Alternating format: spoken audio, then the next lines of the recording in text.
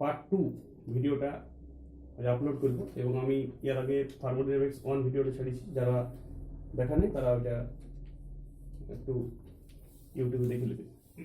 তো আমরা থার্মোডাইনামিক্স চ্যাপ্টারটা 11 আছে কেমিস্ট্রিতে, তো সেইটা পুরো চ্যাপ্টারটাকে আমি একটু সেটিং করেছি, মানে কি করে সহজ সরল করে সব কিছু মনে রেখে দেবো এইভাবে। চ্যাপ্টারটাকে পুরাটাকে সহজ করে, এটা আবার ফিজিক্সেও কাজে দেবে, তো একসাথে দুটাই পড়া হয়ে যাবে। কি করে সহজ করে এবং গুরুত্বপূর্ণ জায়গাগুলোকে পড়বো এবং তারপরে বইয়ের লেসন থেকে 70টা অঙ্ক করবো। আমার কাছে কয়েকজন পড়ে, তার আগে আমি 70টা অঙ্ক বইয়ের লেসনে পড়ে দিয়েছি। তো এনথ্যালপি থেকে গোটা 10, এনট্রপি থেকে 10, আর গিবস ফ্রি এনার্জি থেকে 10, আর জেনারেল কিছু থার্মোডাইনামিক্সের ফার্স্ট ল আর কিছু সেকেন্ড ল এর কর্ণ ইঞ্জিন থেকে কিছু অঙ্ক করতে হবে। বাস, আর তো কিছু নয়। আর কিছু ওই এনথ্যালপিক ফরমেশনগুলোর অঙ্ক করলেই ওটা 60-70টা অঙ্ক প্র্যাকটিস করতে হবে, তাহলেই হয়ে যাবে। 1 ঘন্টা লাগবে প্র্যাকটিস করতে শেখার পর। আর তাছাড়া এই আজকের ক্লাসটা আমি সহজ সরলভাবে পুরো চ্যাপ্টারটা 1 নম্বর চ্যাপ্টার করেছি, আর 2 নম্বর চ্যাপ্টারে আমি পুরো জিস্টটা দিয়ে দিচ্ছি চ্যাপ্টারটা, যে কি করতে হবে, এবং পারলে আমি নিজের ভাষায় একটু রেডিও করে দিচ্ছি। মন দিয়ে ভিডিওটা প্রথম থেকে শেষ পর্যন্ত দেখতে হবে। তো আমরা দেখেছি যে আগের দিন আমরা লাস্ট পড়েছিলাম ফাংশনগুলো পড়েছিলাম, থার্মোডাইনামিক্সের ফাংশন। সেখানে আমরা দেখেছিলাম স্টেট ফাংশন এবং পথ ফাংশন। স্টেট ফাংশনকে আবার দুভাগে ভাগ করা যায়।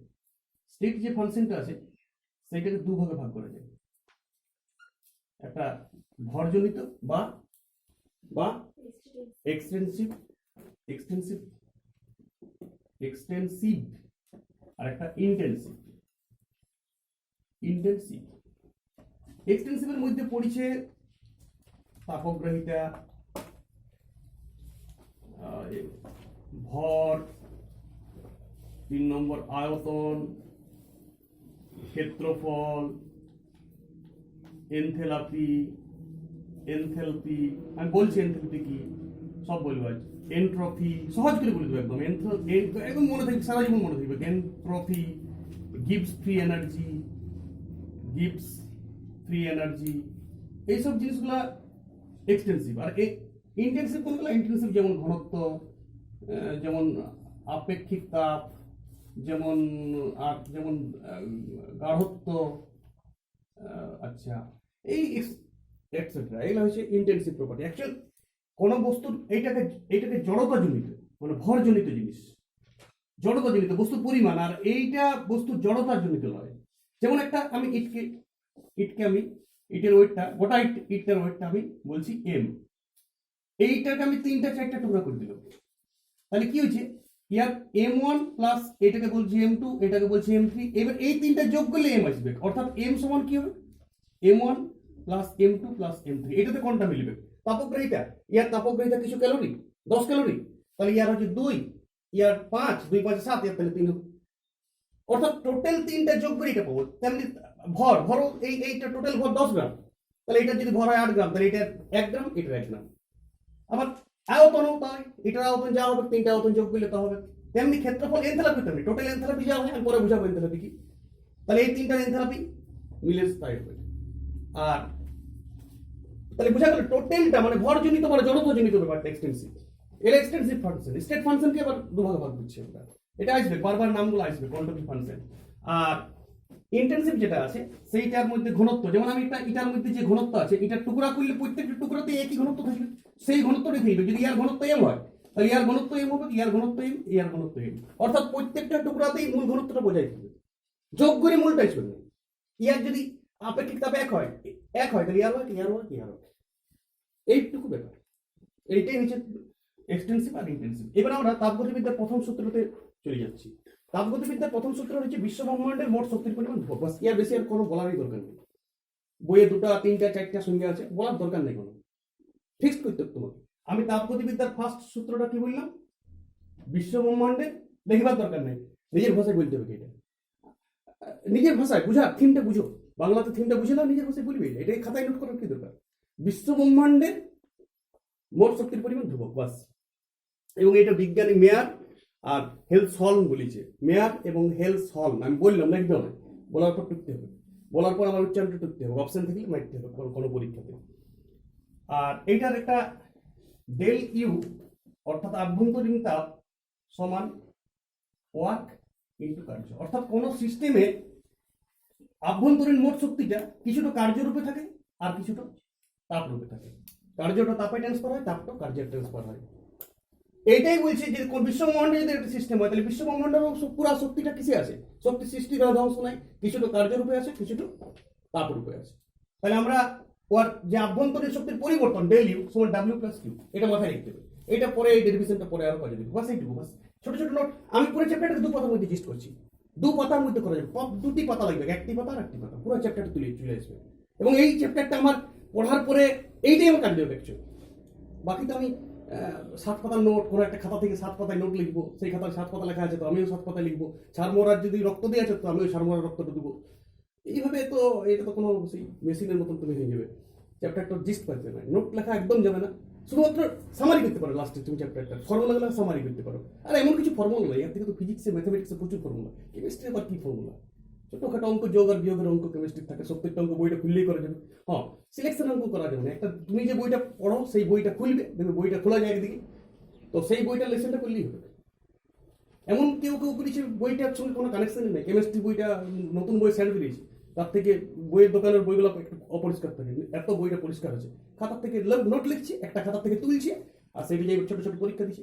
ছোট ছোট পরীক্ষায় যদি ভালো নম্বর পেয়ে গেছে তো জীবনে ফুলফিল।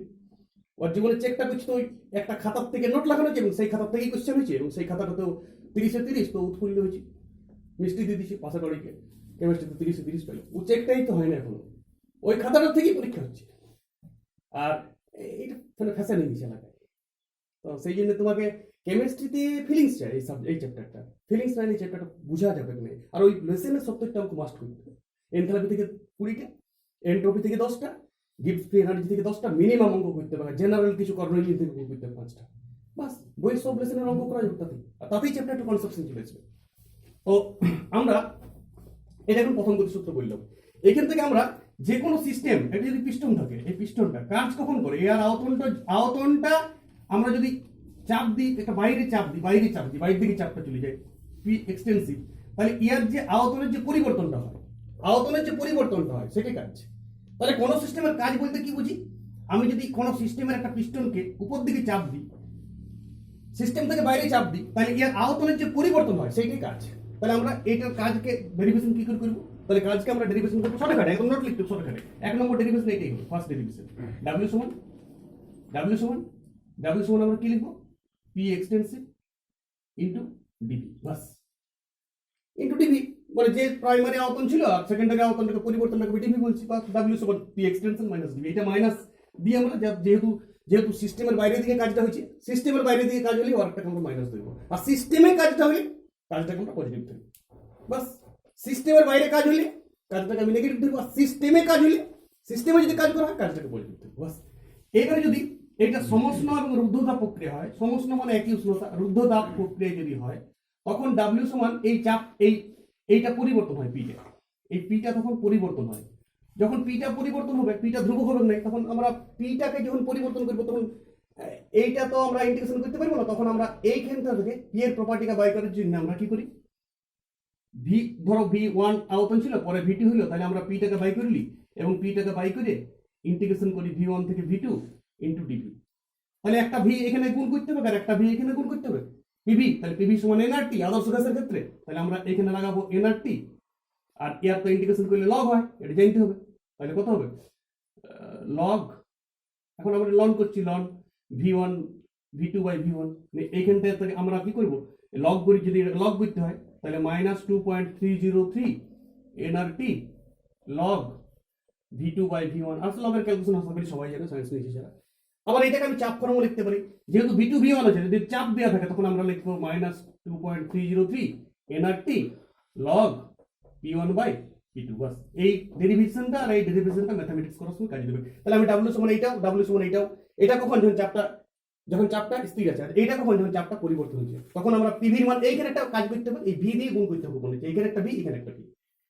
বাস, এইটা ভিটা, তারপরে ডিভি বাই ভি এর ইন্টিগ্রেশন তো লগ ভি, লন ভি করবো। লন ভিটার 2.303 বসে দিলে লগ, অর্থাৎ লগের ই বেস থেকে আমি 10 বেসে নিয়ে চলে যাবো, এরকম বুঝতে করতে হবে 2.303।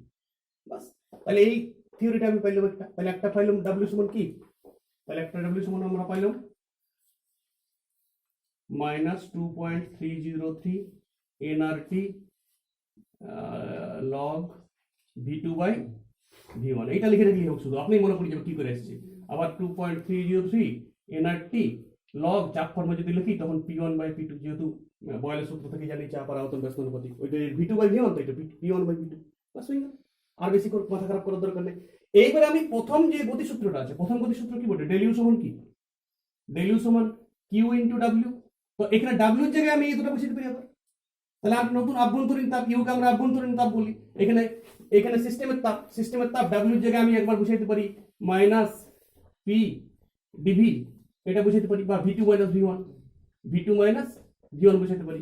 আবার আমি ডেল ইউ সমান যদি এইটা বসাই সমস্ত প্রক্রিয়াটা, তাহলে Q minus 2.303 nRT log V2/V1 এটা বসাইতে পারি, বা চাপ দিয়ে বসাইতে পারি। তাহলে এটাও একটা ফর্মুলা হয়ে গেল।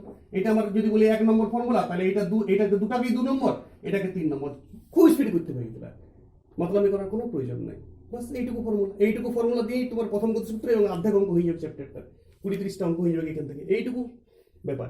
এইবারে আভ্যন্তরীণ যে শক্তিটা, এটা একটা এখানে ফাংশন, সেটা কাকে বলে যদি বলে কেউ, তো সেটা কিছুই নয়, সিস্টেমটার মধ্যে মোট গতি শক্তি, মোট ঘর্ষণ শক্তি, মোট চাপ শক্তি, মোট স্থির শক্তি, একটা সিস্টেমের মধ্যে মোট শক্তির পরিমাণটাকে আমরা কি বলবো, আভ্যন্তরীণ শক্তি। বাস এইবার আমার এখান থেকে 3টা রাশি আসবে, 3টা খুব গুরুত্বপূর্ণ ফাংশন আসবে। একটা হচ্ছে এনথালপি, একটা আসবে এনট্রপি। আর তার আগে তাপগ্রহিতাটা বলে দিই। কোনো বস্তুর কোনো সিস্টেমের উষ্ণতা 1 ডিগ্রি বৃদ্ধি করতে যে পরিমাণ তাপ লাগে তাকে বলি তাপগ্রহিতা, সেটাকে আমরা সি দ্বারা প্রকাশ করি। এখানে একটা দুটো রাশি হিসেবে, একটা সিপি আর একটা সিবি। স্থির চাপে তাপগ্রহিতা, স্থির আয়তনে চাপগ্রহিতা। স্থির চাপে যে তাপগ্রহিতা হয়, সেইটার মান কি, সেইটার মান dH/dt, এটা মনে রাখতে হবে। এনথালপি H মানে, আর সিভি মানে কি, সিভি মানে ডেল ইউ/dt। বাস এই দুটো মনে রাখতে হবে। এর ফরমেশনও করা যাবে, ফরমেশন এখান থেকে একটু কায়দা করে করলেই হয়ে যাবে। ফরমেশনটা কোনো বড় কথা নয়, বড় কথা এটা মনে রাখতে হবে অঙ্ক করার সময়। আর একটা কি, সিপি/সিভির অনুপাতটাকে আমরা গামা ধরি। আর সেখান থেকে আবার এই 3টা ফরমেশন আছে, যেটা আমাদের সিলেবাস অনেক কিন্তু জয়েন্ট এন্ট্রান্সে পড়তে পারে অঙ্ক, ডাইরেক্ট অঙ্ক করবে। এখান থেকে টেম্পারেচার ইনটু ভলিউম, আর এই গামা -1টাকে পয়জন অনুপাত বলে, এই গামাটাকে সিপি/সিভির অনুপাতটাকে। সিপি কি, সিপি স্থির চাপে তাপগ্রহিতা, আর সিভি কি, স্থির আয়তনে তাপগ্রহিতা। আর সিপি মাইনাস সিভির পরিমাণটা সবসময় আর হয়, এটাও একটা ম্যাথমেটিক্স পড়তে পারে। সিপি মাইনাস সিভি সমান আর হয়ে গেল। এখান থেকে ডেরিভেশন হয়ে গেল। পরপর খাতা লিখতে হবে ছোট্ট করে, দু পাতার মধ্যে পুরোটা রেডি করতে হবে। এই ফরমেশন গুলো 2 পাতার মধ্যে হবে, এক পাতা এইদিকে 2 পাতা না, মানে একদিকে 1 পাতা একদিকে 1 পাতা, পুরোটাকে এটাকে ডেইলি রিপিট করতে হবে। তাহলে চ্যাপ্টারটা কভার, তাহলে থার্মোডাইনামিক্স চ্যাপ্টারটা পুরোটা কভার। আর এটা হয়ে গেল সিপি মাইনাস সিভি সমান গামা। এখানে টি ভি গামা -1 সমান ধ্রুবক, পি ভি গামা সমান ধ্রুবক, P gamma T1 minus gamma সমান ধ্রুবক। এরও ডেরিভেশন আছে, এরও ডেরিভেশন ইন্টিগ্রেশন দিয়ে করা যাবে। আর যারা ফিজিক্স পড়ছে তাদের কোনো ডেরিভেশনটা কোনো কঠিন নয়। বাস হয়ে গেল। এইটুকু তাহলে আমার করতে হয়েছে। এরপর করতে হয়েছে কি, 3টা ফাংশন, এক এনথালপি, এনট্রপি আর গিবস ফ্রি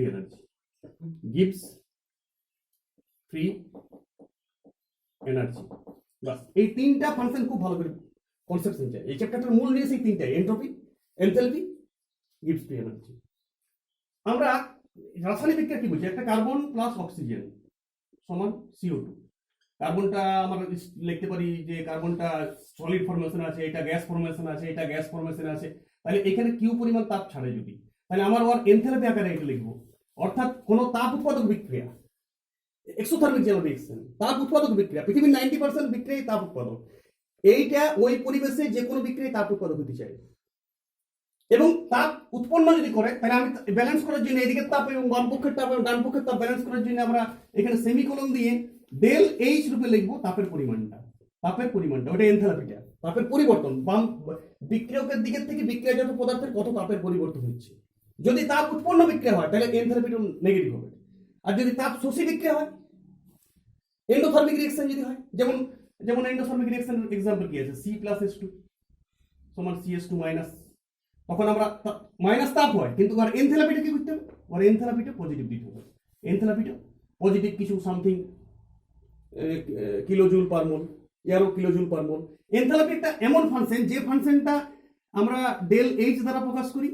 এটা হচ্ছে সিস্টেমের আভ্যন্তরীণ তাপ প্লাস চাপ আয়তনিক কৃতকার্য যেটা হয়েছে, চাপ এবং আয়তনের ফলে যে কৃতকার্য উপর আমি করেছি, সেই কৃতকার্য এবং আভ্যন্তরীণ শক্তি মিলিত ধ্রুবক, এটাই এনথালপি বিশেষ কোন অবস্থায়। এটাই সংজ্ঞা, লিখতে হবে সংজ্ঞাটা, যে এনথালপি বলতে কি বুঝি, বিশেষ কোন অবস্থায় কোন সিস্টেমের আভ্যন্তরীণ শক্তি, টোটাল ভিতরে যা শক্তি এবং চাপ আয়তনিক শক্তির মানে যোগফলটাকে বলা এনথালপি। এর একক কি, এর একক জুল পার মোল, জুল পার মোল। এবং এটা কি কি ফাংশন মোট আমি আগেই বলেছি, এটা একটা এক্সটেন্সিভ, এটা জড়তা আমি আগেও বলেছি, এটা এক্সটেন্সিভ লেখা ছিল এটা। এবং এনথালপির পরিবর্তনটি আমরা নির্ণয় করতে পারি, এনথালপির পরিমাণ নির্ণয় করতে পারি না। এনথালপি দিয়ে আমার লাভটা কি হচ্ছে, এনথালপি দিয়ে একটা সিস্টেমের একটা বিক্রিয়ার কত র্যান্ডমনেস, অর্থাৎ পৃথিবীতে কি চাই আমরা, একটা সব বিক্রিয়ায় বিশৃঙ্খল হতে চাই, বিশৃঙ্খল র্যান্ডম হতে চাই। একটা বিক্রিয়া আমার যেমন এই পরিবেশে, আমাদের যে পরিবেশ, আমরা যে পরিবেশে বাস করি 25 ডিগ্রি উষ্ণতা সেন্টিগ্রেড পরিবেশ, সাধারণ উষ্ণতা আমাদের ক্ষেত্রে যেটা, সেই পরিবেশে একটা বরফ গলে জল হতে চায়, অর্থাৎ বরফটার মধ্যে একটু র্যান্ডমনেস কম আছে, কিন্তু জল হলে অনুকূলে ছড়াই ছিটে গিয়েছে, এটা স্বাভাবিক, পৃথিবী চাইছে এটা, পরিবেশ চাইছে এটা করতে। এবং সেক্ষেত্রে কি হবে, সেক্ষেত্রে এনথালপি সবসময় নেগেটিভ হবে। এনথালপিকে যদি নেগেটিভ ধরি আমরা, এনথালপি যদি নেগেটিভ হয়, তাইলে আমরা ধরবো যে সিস্টেমটার র্যান্ডমনেস, মানে পৃথিবী যেটা চাইছে সেটাই বিক্রিয়া করতে চাইছে, এবং সেই বিক্রিয়াটা এক্সোথার্মিকও হবে। কিন্তু দেখা গেছে কিছু কিছু ক্ষেত্রে এটা ব্যতিক্রম আছে। যেমন আমি যদি চলে যাই এভারেস্টে বা কাঞ্চনজঙ্ঘা, তখন কি দেখতে পাবো, তখন দেখতে পাবো যে জলীয়বাষ্পটা জমে জল হচ্ছে, জলটা জমে বরফ হচ্ছে, অর্থাৎ অর্থাৎ আমাদের পরিবেশে জল বরফটা গলতে গিয়েছে, কিন্তু ওই পরিবেশে কি হচ্ছে, ওই পরিবেশে জলটা বরফ হতে চাইছে, তাই এইখানে এনথালপি পজিটিভ হয়ে যাবে। তাহলে এনথালপি দিয়ে একটা বিক্রিয়া র্যান্ডমনেস বোঝা যাচ্ছে না, একটা বিক্রিয়া বিশৃঙ্খল হতে চাইছে নাকি একটা বিক্রিয়া মানে স্বতঃস্ফূর্ততা, অর্থাৎ বিক্রিয়ার মধ্যে কত স্বতঃস্ফূর্ততা আছে, সেই স্বতঃস্ফূর্ততা বোঝানোর জন্য যে আমি এনথালপিতেই শেষ হইল না, তখন আর একটা রাশির দরকার হইল, আর একটা ফাংশনের দরকার হলো থার্মোডাইনামিক্সে, তখন আমরা সেটাকে বলি এন্ট্রপি। সেই এন্ট্রপিকে আমরা ডি ডেল এস দ্বারা প্রকাশিত করি, এবং এটার মান হচ্ছে ডেল এইচ বাই টি, এটা মনে রাখতে হবে, ডেল এইচ বাই টি, মানে অর্থাৎ এনথালপির পরিবর্তন বাই টেম্পারেচার, এটাই এন্ট্রপি। এবার এন্ট্রপি দিয়েও প্রচুর বিক্রিয়া দিয়ে এন্ট্রপির অঙ্ক করতে হবে। এন্ট্রপির পরিবর্তন কি, বিক্রিয়কের এন্ট্রপি, বিক্রিয়াজাত এন্ট্রপি বিযুক্ত বিক্রিয়কের এন্ট্রপি, সামেশন দিয়ে আমরা এন্ট্রপির পরিবর্তন বাই করতে পারি। এন্ট্রপির পরিবর্তনটাই পরিবর্তন, এন্ট্রপি বলতে বোঝায় একটা বিক্রিয়ার যে বিশৃঙ্খলতা, এই বিশৃঙ্খলতাটা বোঝানোর জন্য একটা নতুন অপেক্ষক আনা হয়েছে, এটা একটা ফাংশন এবং স্টেট ফাংশন, এটাও সেই ফাংশনটাকে আমরা এন্ট্রপি বলি। এন্ট্রপি বলতে একটা বিক্রিয়ার কত বিশৃঙ্খল হচ্ছে, বিক্রিয়াটা বিশৃঙ্খলতার পরিমাণ। এবং পরবর্তীকালে দেখা গেল যে এইটা যদি এনথালপি যদি পজিটিভ হয়, এনথালপি যদি পজিটিভ আসে কোনো কিছু বিক্রিয়া, তাহলে ওই বিক্রিয়াটা র্যান্ডমনেস, অর্থাৎ বিক্রিয়াটা মানে বিক্রিয়াটা তাপ মুচি বিক্রিয়া হবে, অর্থাৎ এক্সোথার্মিক রিঅ্যাকশন হবে। পরবর্তীকালে দেখা গেছে যে এন্ট্রপি এবং এনথালপি দিয়েও কোনো রিঅ্যাকশনকে কত র্যান্ডমনেস সেটা বোঝা যাচ্ছে না, কত বিশৃঙ্খল বিক্রিয়া হচ্ছে, কত স্বতঃস্ফূর্ত হতে চাইছে বিক্রিয়াটা বোঝা যাচ্ছে না।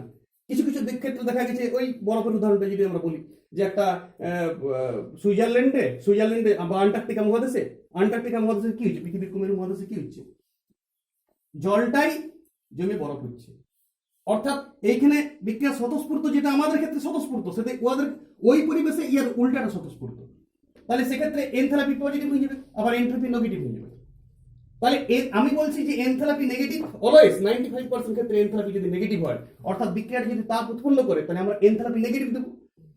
এনথালপি নেগেটিভ হলেই বিক্রিয়াটা র্যান্ডমনেস, অর্থাৎ বিক্রিয়াটা মানে আমরা বলবো যে বিক্রিয়াটা স্পন্টেনিয়াস, অর্থাৎ স্বতঃস্ফূর্ত বিক্রিয়া। আর যদি এন্ট্রপিটা গ্রেটার দেন 0 হয়, তাহলে বিক্রিয়াটা স্বতঃস্ফূর্ত। এন্ট্রপি গ্রেটার দেন হতে হবে আর এনথালপি নেগেটিভ হতে হবে, তাহলে বিক্রিয়াটা স্বতঃস্ফূর্ত বিক্রিয়া, অর্থাৎ বিক্রিয়াটা স্পন্টেনিয়াস। কিন্তু এই যে যেটা বলছি, জলটা বরফ হচ্ছে বা গ্যাস জলীয় বাষ্পটা জমে জল হচ্ছে বিভিন্ন পরিবেশে, তো এটাই স্বতঃস্ফূর্তভাবে হচ্ছে, পৃথিবীতে এটাই দিয়েছে। আমি যদি এভারেস্টের চূড়ায় যাই, তাহলে এভারেস্টের চূড়ায় জলীয় বাষ্পটা জমে জল হবে, বেশি উচ্চতায় গেলেই জলীয় বাষ্পটা জল হবে, তাহলে ওইখানের পরিবেশের ওইটা স্বতঃস্ফূর্ত বিক্রিয়া, পরিবেশ চাইছে ওইটাই করতে। তাহলে সেক্ষেত্রে বিক্রিয়াটার র্যান্ডমনেস, অর্থাৎ বিক্রিয়াটা সুশৃঙ্খল হচ্ছে, বিশৃঙ্খল তো থাকছে না, তাহলে তখন মিলছে না ব্যাপারটা। তখন বিজ্ঞানের আর একটা নতুন ফাংশন নিয়ে এসেছে এটাকে ভালো করে বোঝানোর জন্য, এবং তখনই আবিষ্কার হয়েছে গিবস ফ্রি এনার্জি। ব্যাপারটা যখন আমরা বিক্রিয়ার কোনো কিছু এন্ট্রপি পরিবর্তন বার করবো, বা এনথালপি বার করবো, বা এন্ট্রপি বার করবো, বা গিবস ফ্রি এনার্জি বার করবো, একই ফর্মুলা দিয়ে হবে। শুধুমাত্র তাহলে তখন বলছে বিজ্ঞানীরা যে একটা সিস্টেমের মধ্যে দুটো জিনিস থাকে, একটা দুটো কার্য, একটা একটা বিশেষ কার্যরূপে থাকছে যে কার্যটা আমি পাইতে পারি শক্তিটা একটা মানে একটা কার্য আমি পাবো, আর একটা অকেজ আর একটা কেজ।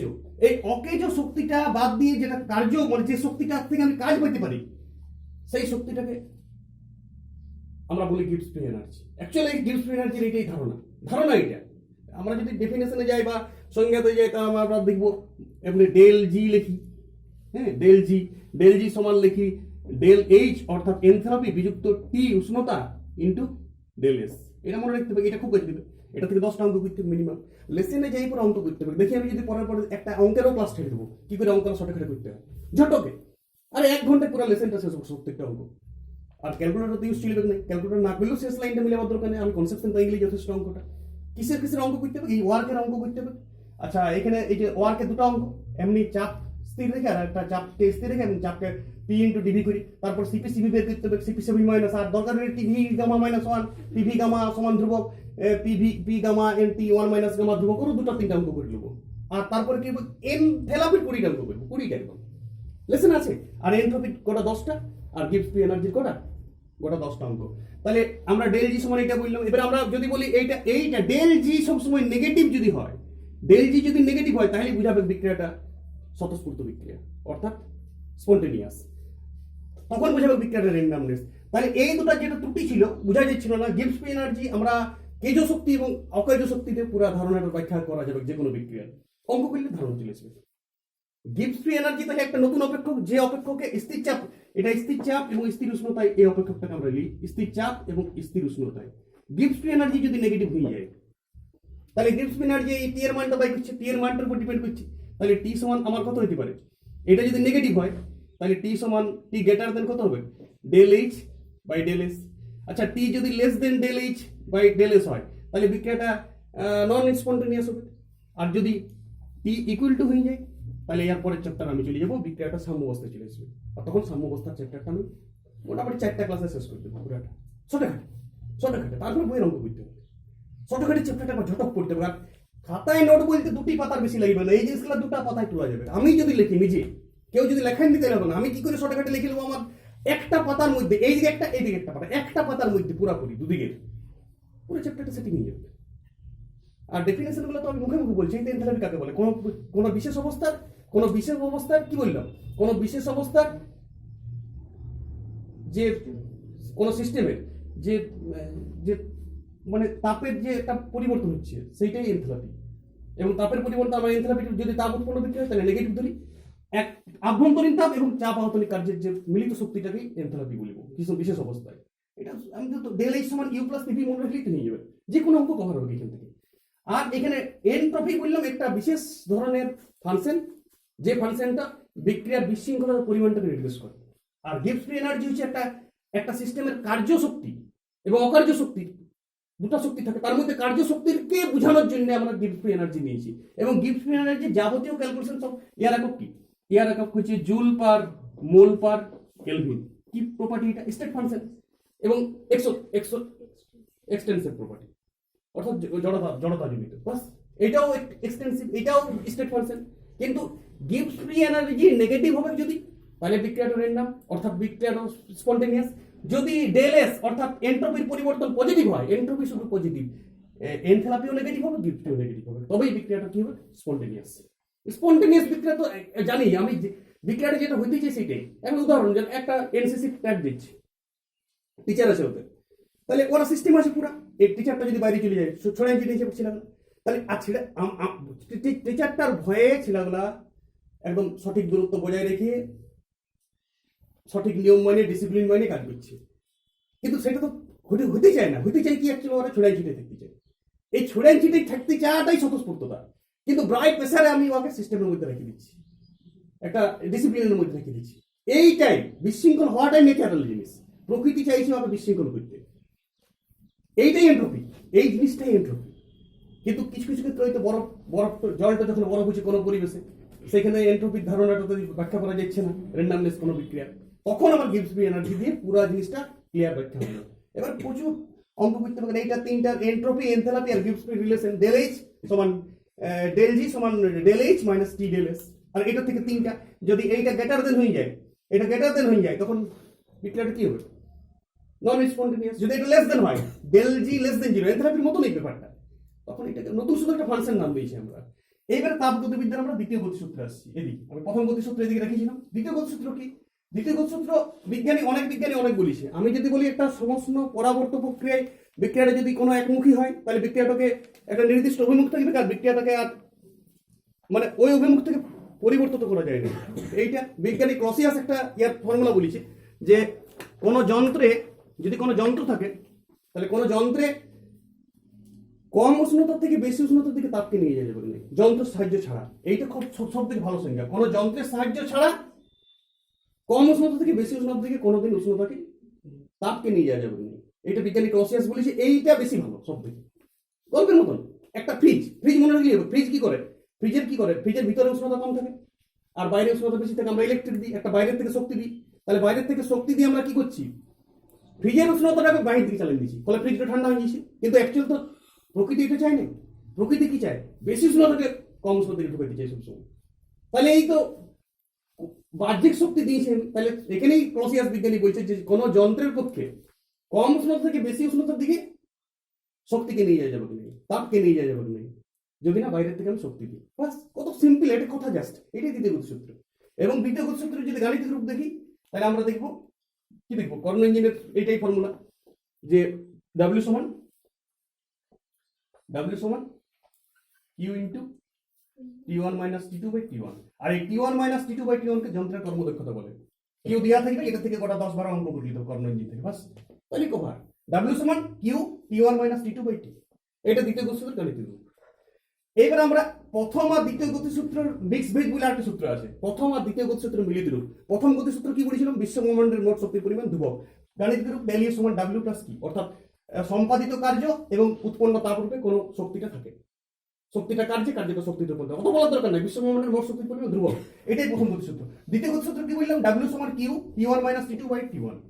যেখানে এইটাকে বলা হয়, এটাকে যদি 100 দিয়ে গুণ করে দিই, তাহলে আমি কর্মদক্ষতা পাই যন্ত্রে। এটা ইটা দ্বারা প্রকাশ করা হয়। এটা T1 minus T2 by T1 টাকে ইটা দ্বারা প্রকাশ করি। 3 নম্বর ক্ষেত্রে তাপ প্রথম গতিসূত্র এবং দ্বিতীয় গতিসূত্র যদি আমি মিলিত রূপ করি, তাহলে আমি দেখতে পাবো কি যে এটা মিলিত রূপ করব। বিশ্ব ব্রহ্মাণ্ডের মোট শক্তির পরিমাণ ধ্রুবক, কিন্তু এন্ট্রপির পরিবর্তন হয়ে চলেছে, অর্থাৎ বিশৃঙ্খল বিক্রিয়া হয়ে চলেছে। আজকে হিমালয়ের চূড়ায় গলিত জল গঙ্গোত্রী হিম থেকে গঙ্গা হয়ে বঙ্গোপসাগরে চলে গেছে। বঙ্গোপসাগরে যদি জলটা চিরকাল থেকেই যেত, তাহলে ওই শক্তিটা অকেজ শক্তি হয়ে থাকতো, অর্থাৎ ওর গিভস ফ্রি এনার্জি শূন্য হয়ে যেত। কিন্তু ওইটা আবার জলীয়বাষ্প হয়ে আবার চলে গেছে, সিস্টেমের বিরুদ্ধে কাজ করে আবার জল হয়ে বরফ হয়ে আবার মেঘরূপে পড়েছে। তাহলে কোন এন্ট্রপি সবসময় পরিবর্তন হয়েছে। পৃথিবীতে একদম এন্ট্রপি শূন্য হতে পারে, পৃথিবীর ডেথ শক্তির মৃত্যু হতে পারে পৃথিবী, যে এরকম এন্ট্রপি হয়ে গেছে। বিশৃঙ্খল বিক্রিয়া হওয়ার চান্সটা বেশি। আর বিশৃঙ্খল হয়ে সব শক্তি অকেজ শক্তি, শক্তির পরিবর্তন নাই। শক্তি তো এক শক্তি থেকে অন্য শক্তি থাকছে, অর্থাৎ যে শক্তিটা আমার কাজে লাগবে সেই শক্তিটা অকেজ শক্তি হয়ে পড়ে থাকছে। সিস্টেমের মধ্যে পরিবর্তন হয়, শক্তির পরিবর্তন হচ্ছে, শক্তিটা সেম আছে। এইটাই প্রথম এবং দ্বিতীয় গতিসূত্রের মিলিত রূপ, যে শক্তির পরিবর্তন হয় না, শক্তি ধ্রুবক, লেকিন ওর এন্ট্রপির পরিবর্তন হয়েই চলেছে। এইটা প্রথম এবং দ্বিতীয় গতিসূত্রের মিলিত রূপ। এটা 3 নম্বর সূত্র ভাবতে পারি আমি। আর 4 নম্বর সূত্র হচ্ছে পরম উষ্ণতায় কোনো কেলাসিত পদার্থের এন্ট্রপি শূন্য হয়। অর্থাৎ পরম উষ্ণতায় যদি নিয়ে যায় কোনো পদার্থকে আমি কেলাসে পরিণত করে দিই, চিনির যেমন দ্রবণ, চিনির দ্রবণ কেলাস, গ্যাসীয় অবস্থাটা কিছু যেমন নয়। পরম উষ্ণতায় কোনো কেলাসিত পদার্থের এন্ট্রপি শূন্য হয়। বাস, তাহলে 4টা সূত্র আমাকে ছটাক করে বলতে হবে। বিশ্ব ব্রহ্মাণ্ডের মোট শক্তির পরিমাণ ধ্রুবক, ডেল ইউ সমান W প্লাস কিউ। এইখানে ক্লসিয়াসের সূত্র বলবো। ক্লসিয়াসের কোনো যন্ত্রের পক্ষে বাহ্যিক শক্তি ছাড়া কম উষ্ণতা থেকে বেশি উষ্ণতা থেকে তাপ নিয়ে যাওয়া যায় না। আবার বলছি, কোন ফ্রিজ মনে রাখলে কোনটা ফ্রিজ, দ্বিতীয় কিছু ফ্রিজ, কোন যন্ত্রের সাহায্য ছাড়া, কোনো যন্ত্রের পক্ষে বাইরে থেকে শক্তির সাহায্য ছাড়া কম উষ্ণতা থেকে বেশি উষ্ণতার দিকে তাপকে নিয়ে যায় না। পুরো ফ্রিজের ফাংশনটা করে দিতে হবে। ক্যালকুলেশন W সমান Q into T1 minus T2 by T1। আর T1 মাইনাস T2 কে আমরা এটা বলি, এটাই কর্মদক্ষতা যন্ত্রের। সবকিছু মান দেওয়া থেকে অঙ্ক করতে হবে 10 পিস, এটা থেকে অঙ্ক 10 পিস, টোটাল 70 পিস অঙ্ক করতে হবে। নিজের বইয়ের লেসনটা, বইটা খুলতে হবে, আর বইটা পড়তে হবে, বইয়ের সব কিছু আছে। আর 3 নম্বর সূত্র কি বললাম? বিশ্ব ব্রহ্মাণ্ডের মোট শক্তির পরিমাণ ধ্রুবক, কিন্তু আর এন্ট্রপির পরিবর্তন হয়ে চলেছে। এন্ট্রপি কি আমি বলি সেখানে। এন্ট্রপি মানে একটা বিক্রিয়ার বিশৃঙ্খলাটা বোঝানো যাচ্ছে। 4 নম্বর সূত্র পরম উষ্ণতায় কোনো কেলাসিত পদার্থের এন্ট্রপি শূন্য হয়। এটাই তাপগতিবিদ্যার তৃতীয় সূত্র। এর কোনো গাণিতিক ক্যালকুলেশন নাই। এটা আবিষ্কার করেছিল নার্নস্ট, বিজ্ঞানী নার্নস্ট, দন্তনাকার দন্তনের দন্তসূত্রে। আশা করি ধারণা হইল। এইবারে এনথ্যালপি, এন্ট্রপি আর গিবস ফ্রির একটা পরম বলে ব্যাপার আছে। আমরা ওটাকে ডেল এইচ এরকম ভাবে প্রকাশ করি, ডেল এইচ ডিগ্রি বা ডেল এস ডিগ্রি বা ডেল জি ডিগ্রি। এটা এনথ্যালপি, এটা এন্ট্রপি, এটা গিবস ফ্রি এনার্জি। এইটা বুঝেছে এনটিপিতে, অর্থাৎ 25 ডিগ্রি উষ্ণতায় আমি যে পরিবেশে বাস করি, সেই পরিবেশে 1 অ্যাটম স্কয়ার চাপে কোন পদার্থের এনথ্যালপি বোঝানো হয়। এটাকে বলে প্রমাণ এনথ্যালপি। আবার 25 ডিগ্রি উষ্ণতায় 1 অ্যাটম স্কয়ার চাপে কোন সিস্টেমের যে পদার্থগুলো থাকে সেই পদার্থের যে এন্ট্রপিটাকে আমি ডেল এস জিরো দ্বারা প্রকাশ করি এইভাবে। আর গিবস ফ্রি এনার্জি কোথায়? এলা প্রমাণ দেখা গেছে, যেমন অক্সিজেনের প্রমাণ এনথ্যালপি জিরো। আবার হিরকের বিভিন্ন রূপভেদ আছে। হিরকের রূপভেদের মধ্যে গ্রাফাইট, যেটা গ্রাফাইটের এনথ্যালপি জিরো আর গিবস ফ্রি জিরো, প্রমাণ গিবস ফ্রি।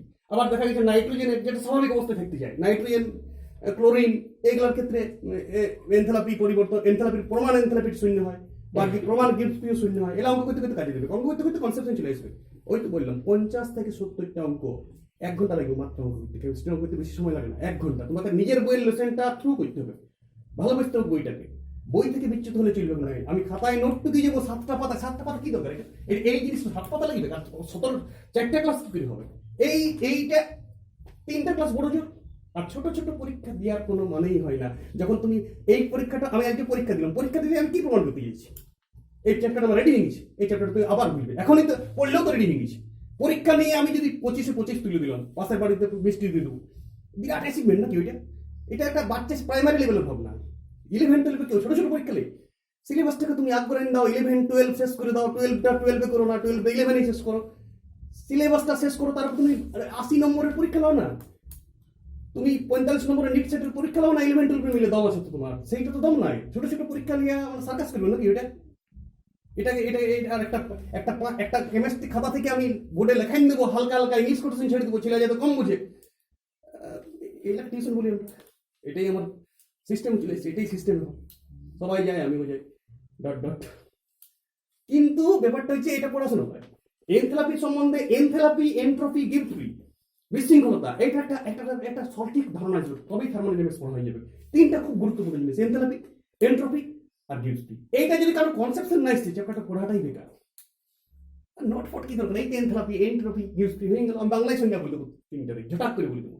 এনথ্যালপির পরিবর্তন কাকে বলে? একটা সিস্টেমের মধ্যে আভ্যন্তরীণ শক্তি এবং চাপ অবতরী কার্য যোগফল কি বলে? এনথ্যালপি। এনথ্যালপি একটা স্টেট ফাংশন। এনথ্যালপির একক কি? কিলোজুল পার মোল। এনথ্যালপি কি বলে? নেগেটিভ যদি এনথ্যালপি হয়, এনথ্যালপি যদি নেগেটিভ হয়, তাপ উৎপাদক বিক্রিয়া 90% ক্ষেত্রে এনথ্যালপি একটা বিক্রিয়া আছে, যেমন পারদ, মার্কিউরাস অক্সাইড বিক্রিয়াটা, পারদ এবং অক্সিজেন। বই আছে, বই খুলতে হবে কিছু কিছু জায়গায়। আর 1 ঘন্টা তো বইটা পড়তে হবে, বই তো সব লেখা আছে। একটা আমি বইও কিনেছি, আবার একটা খাতাতে বইটা টুকছি, এবং ওইটা ইম্পর্টেন্ট কার? কে বলেছে তোমাকে ইম্পর্টেন্ট? তুমি যেভাবে পড়ছো, পরীক্ষাটা সাইডের কেউ লেখ, তুমি 0 পাবে। তোমার টিচারই তোমার পরীক্ষা লিখছে, ওই খাতাটা থেকে লিখছে, এবং তুমি 25 তো পাবেই।